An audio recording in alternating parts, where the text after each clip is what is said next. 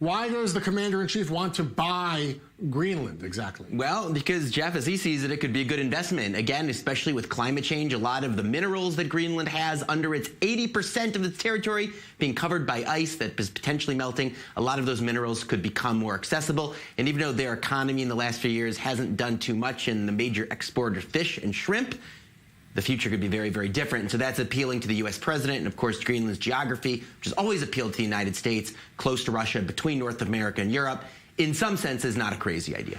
As it turns out, I was surprised myself to learn when I was researching the story, it's not the first time that the U.S. government has floated this idea, particularly in wartime.